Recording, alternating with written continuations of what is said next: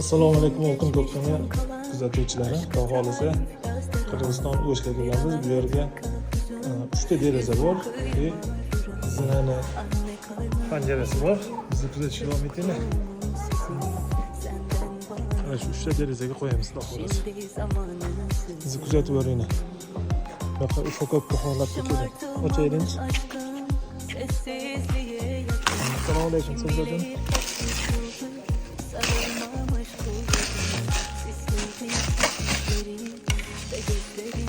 Chiroyli holat yetib keladi. Fokuslar bilan mana shu joyimizga qo'yganimizni qo'yib boramiz. Bizni kuzatishda davom eting.